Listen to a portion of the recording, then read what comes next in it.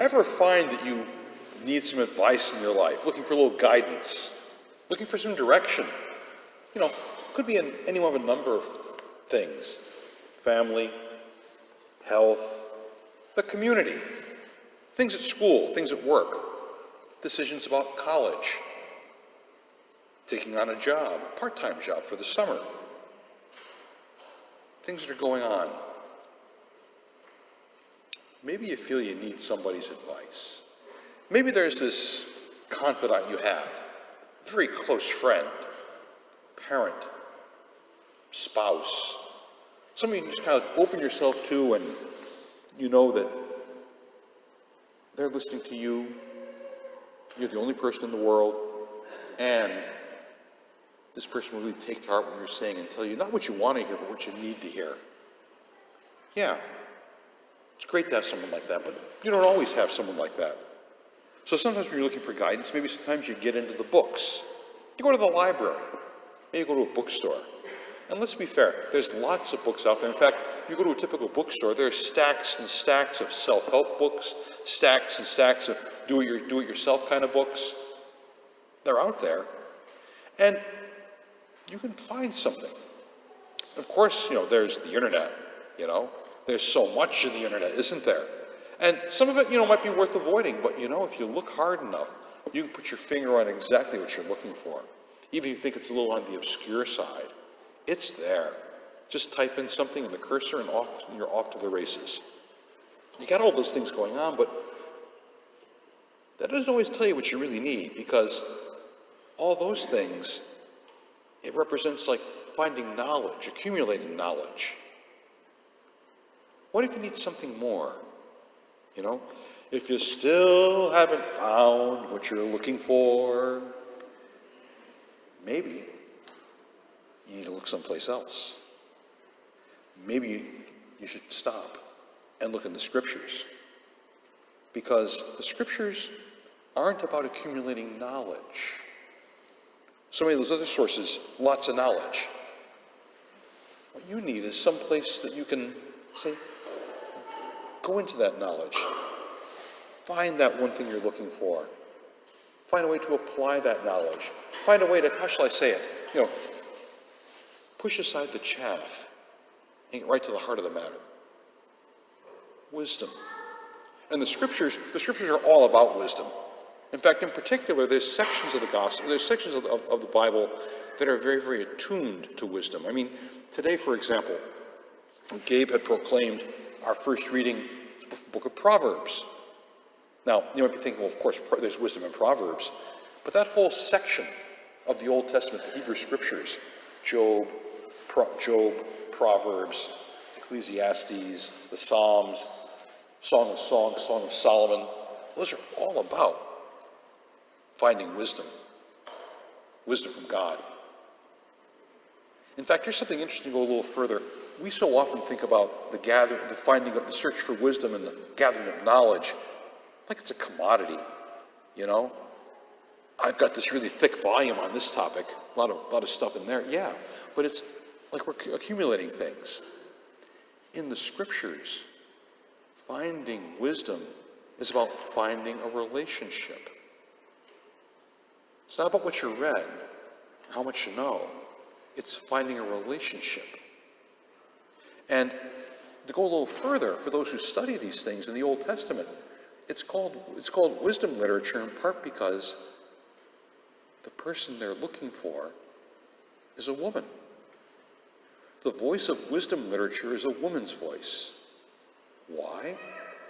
Hey folks, that time in history, whose voices were listened to? The men. No one listened to the women.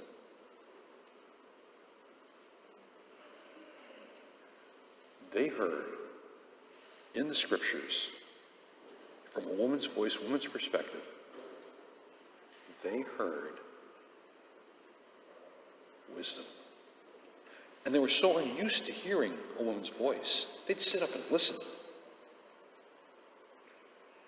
Hearing wisdom from a different source, an unexpected source, really caught people's hearts.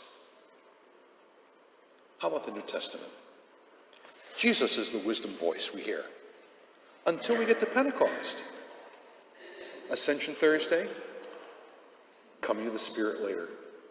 The Spirit is the voice of wisdom from Pentecost on.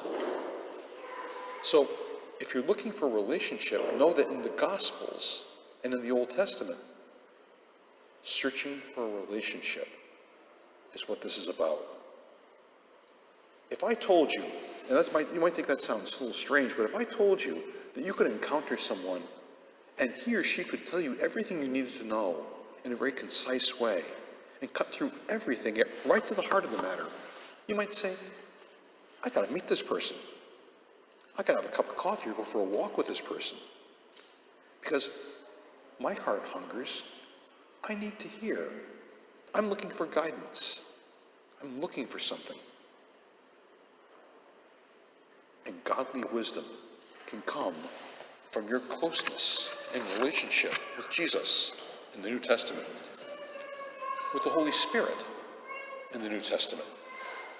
All these good things to hang on to. So, what I want to leave you with is the idea that on Trinity Sunday, if we think about this relationship, we have the God who is the creator, the God of all good things, the source of all good gifts. This God sends a son. This son walks with us. Dusty roads of ancient Galilee and Israel. This God, this Son of God, knows our sadnesses, laughs at our joyful moments, and everything in between. This Son gives himself up for us in death, and he rises, and he ascends. And then Father and Son together send the Spirit to be with us. In John's Gospel, John writes, I think, on 3 or 4 occasions about the coming of a Spirit of truth. And what's that Spirit of truth about? You heard the beginning of our reading today, the Gospel. Deacon Mike proclaimed, I have a truth to share with you. It is more than you can bear. I mean, you can't carry this truth in your hands. You need a big sack to carry it in. With apologies to Jack Nicholson, you can't handle the truth. That's what they're saying. There's so much truth to be shared. You have a lifetime to encounter this truth. A lifetime and an eternity to follow. And this truth, as Paul writes, would set us free. This truth will guide us into how we live. Truth, beauty, life, gift, grace, love, all these good things from God. All these good things that Jesus talks about. All these good things that the Spirit guides us, inspires us, reminds us, nudges us when we need to be nudged. Go and be my people in the world. We encounter Trinity when we encounter relationship, and a relationship that's based in our hunger for finding true wisdom from God. That we can go and live our lives. We want to follow Jesus. How? Wisdom can help us open our eyes and open our senses to how we can be Jesus' followers. We want to be attentive to the ways of the Spirit. How? The wisdom the Spirit gives us opens us to possibilities, reminds us, yeah, what I read about Jesus 2,000 years ago, I can apply it right here in my life today, right here in Coxsackie, or when I go to college, or when I join the service, or when I care for my elderly parents, or whatever it happens to be. We can do this. So, at those times when, you know, how difficult life can be, you know, that getting along in the world today takes everything you got.